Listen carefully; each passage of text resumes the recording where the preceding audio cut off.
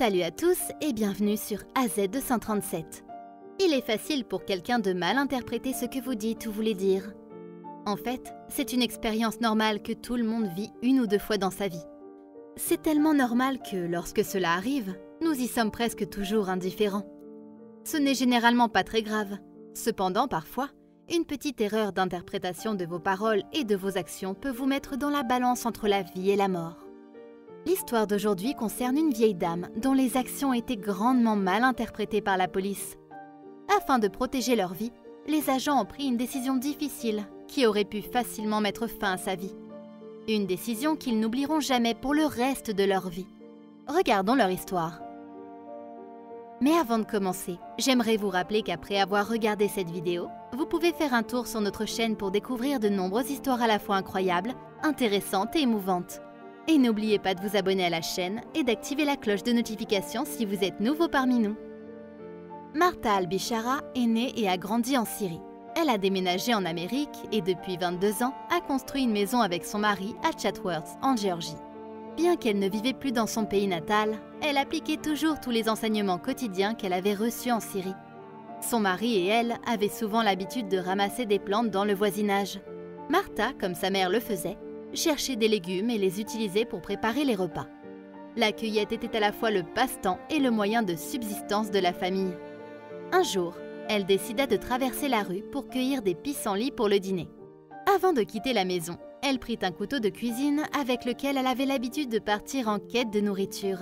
C'était l'un de ses lieux de cueillette, mais contrairement à aujourd'hui, elle était généralement seule pour accomplir ses tâches. Cette parcelle de forêt appartenait au Boys and Girls Club, une association nationale à but non lucratif qui finançait des programmes extrascolaires pour les jeunes enfants. Tanner, un employé du club, repéra une Martha armée d'un couteau à quelques mètres de là, alors qu'elle entrait dans la propriété. Il appela immédiatement la police, car en la voyant, il prit peur. Il était environ 16h30 lorsqu'il passa l'appel. Il déclara « Cette femme marche sur la piste à vélo, elle a un couteau et elle ne veut pas partir. Elle m'a dit qu'elle ne parlait pas anglais et elle continue à marcher sur la piste avec le couteau. Elle est âgée, donc elle ne peut pas très bien se déplacer, mais il semble qu'elle se promène à la recherche de quelque chose comme de la végétation à couper ou autre chose. » L'opérateur de police lui demanda ensuite si Martha l'avait attaqué avec son couteau. Il répondit « Non, elle est juste arrivée avec le couteau dans sa main sur la propriété. Elle n'a pas essayé d'attaquer qui que ce soit ou quoi que ce soit. » Après l'appel, 2 officiers ainsi que le chef de la police de Chatsworth furent envoyés sur les lieux. Lorsqu'ils arrivèrent, c'est un autre employé du club qui leur indiqua le chemin vers le dernier endroit où Martha avait été vue. Les policiers la repérèrent facilement. Elle était penchée et s'affairait à couper des pissenlits le long du chemin. Les policiers lui demandèrent d'arrêter ce qu'elle faisait, mais, incapable de les interpréter, elle continua à fourrager. Le policier essaya d'illustrer ses propos en jetant son couteau de poche sur le sol et en le reprenant. Tout cela était incompréhensible pour la femme de 87 ans. Elle continua à les regarder. C'est alors qu'ils sortirent leurs pistolets paralysants. Le rapport de police de l'incident disait « Nous avons continué à lui dire de lâcher le couteau. La femme nous regardait. Son comportement était calme. Mais en nous voyant avec nos pistolets paralysants, elle s'est dirigée vers les policiers avec le couteau dans les mains. L'un des policiers a estimé que la vieille femme représentait une menace pour leur vie et a tiré avec son pistolet taser. Elle est immédiatement tombée. Ils l'ont ensuite menottée, elle qui était encore très surprise de cette rencontre. Elle a été emmenée au poste de police de Chatsworth et a été accusée d'obstruction à un agent et d'intrusion criminelle. Le chef de police avait soutenu les actions de son homme. Dans une interview accordée au Daily Citizen News, il déclara « À mon avis, c'était l'usage le plus faible de la force que nous aurions pu utiliser pour simplement mettre fin à cette menace à ce moment-là. Je sais que tout le monde va dire « Une femme de 87 ans, quelle menace peut-elle représenter ? Elle avait toujours son couteau. » Une femme de 87 ans avec un couteau a toujours la capacité de blesser un officier. Pour la famille de Martha, la police avait donné trop d'importance à cette affaire. Ils estimaient que l'utilisation du taser par l'officier de police sur la vieille femme était totalement injustifiée. Dean, l'avocat de Martha, déclara « Ils ont clairement dit qu'elle n'était une menace pour personne et qu'elle cueillait des végétaux. Il est clair qu'il n'y avait pas de menace. » Même si Martha s'était rétablie, son esprit était encore très tourmenté par l'incident. Une simple journée passée à couper des pissenlits s'était transformée en un séjour en prison. La femme était stupéfaite que son mode de vie ordinaire ait pris cette tournure. Sa petite fille Martha Doone déclara au Daily Citizen News que Martha ne faisait pas que répéter l'incident encore et encore dans sa tête. Elle leur disait aussi qu'elle n'avait pas voulu que cela arrive et elle s'excusait de leur avoir infligé cela. Elle avait également des problèmes de sommeil et elle était très stressée. Le département de police de Chatsworth ouvrit une enquête interne pour examiner les questions relatives à l'incident. Jusqu'à présent, il n'y a pas eu d'arrestation pour des actes criminels. Toutefois, si les deux parties concernées ne parviennent pas à un accord, le Georgia Bureau of Investigation devra intervenir pour résoudre l'affaire. À vrai dire, Martha n'est pas la seule vieille dame à avoir déjà eu une étrange rencontre avec la police.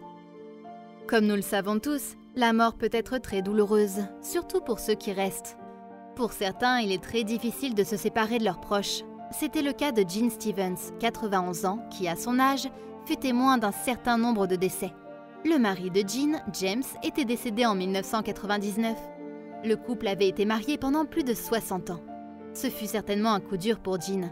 Son seul meilleur ami était décédé, et elle ne savait pas quelle serait sa prochaine étape. Jean, accompagnée de ses proches, assista aux funérailles de son mari. Pourtant, elle était toujours dans un état de déni et n'arrivait pas à passer à autre chose. Ce qu'elle fit ensuite fut une chose qui ne viendrait jamais à l'esprit de beaucoup de gens. Elle fit déterrer le corps de James pour pouvoir le revoir. Bizarre, non? Le jardinier se sentit désolé pour la pauvre vieille dame lorsqu'il donna suite à cette demande. De plus, elle emporta le cadavre chez elle et le cacha dans son garage. Comme si cela ne suffisait pas, elle fit exactement la même chose pour sa sœur jumelle lorsqu'elle mourut 10 ans plus tard, en 2009. Vous vous demandez peut-être comment elle avait réussi à le faire.